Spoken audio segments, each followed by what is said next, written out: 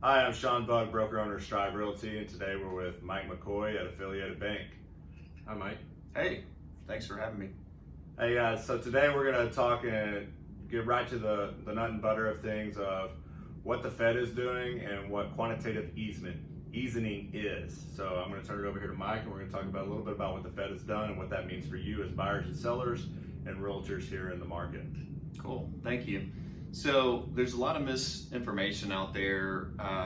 There's a lot of information that's coming out. And so I really want to just talk from a high level and how does that impact us as consumers or as realtors helping buyers and sellers and what that all looks like. So this past Sunday, so 5 days ago, VP Pence came out and announced some information to help with lowering the federal interest rates. Okay, so the Fed rate cut was down to, they said, to 0 to 25 basis points.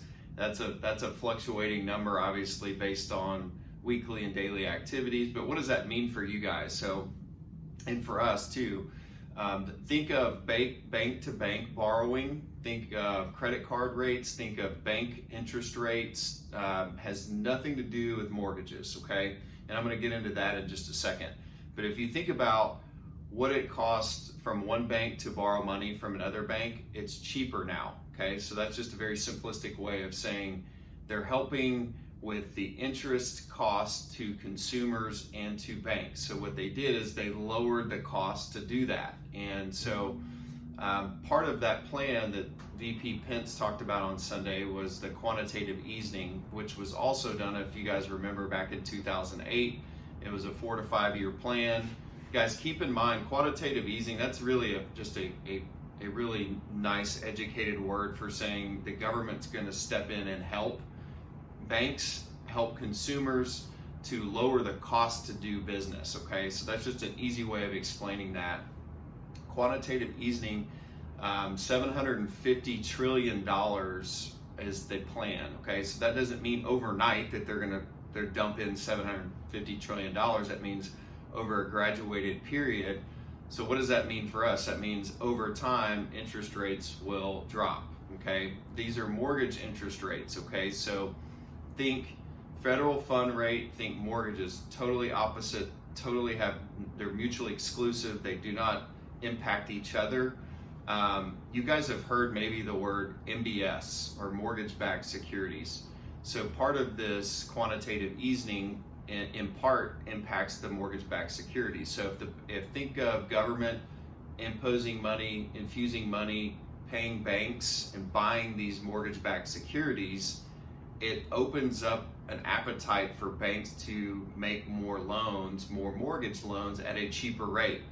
Think of you just ate, you're not hungry anymore, and 4 hours later you get hungry, you have a bigger appetite to eat. Same thing with mortgages, same thing this whole program. So that's a long-winded answer, but very high-level stuff. And because at the end of the day, that's what we want to know. How does it impact us? Obviously, we're talking coronavirus, we're talking all of these different things. What is it? This is uncharted territory for banks, for the government, for employers, for local industry, everything. So we're in a difficult spot right now.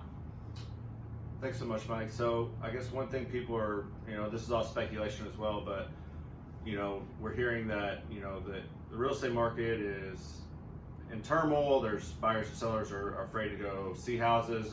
A lot of people are still showing houses. A lot of people are still buying and selling houses. What does that look like on your end?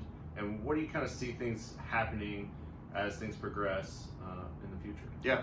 So I think it's an excellent opportunity, and I'm an ultimate optimist, but I also realize too, I track everything. So when I'm seeing buyers talk to me about selling their house because they're getting pre-qualified before they list their house for sale, a lot of it's just creating good information that's real, that's not social media driven, not media driven, like real data that's localized to us, because every market's going to be a little bit different. I do see and have seen quite a few contracts this week, which means there's still activity, and it's the third week in March. So we're not doomsday prepping. We're still business as usual. Guys, just motivate your clients, but provide them good information. Show them this video because this is real information that's timely, and a lot of it's just sharing information that's truthful, and you're managing expectations. Maybe their timelines might scoot out a little bit further, but you know, at the end of the day, you can borrow still really cheap right now. I haven't really talked much about interest rates, just what's happened to impact the interest rates. Guys, they're still really cheap. I mean, historically, we're still way down, and I think over the next, as we get into the second quarter, I think they'll stay low and continue to go down with the quantitative easing piece too. So, awesome. Well, thank you guys so much for taking the time to hear Mike and let me be a part of this video. We want you to stay safe. We want you to provide your buyers and sellers great information.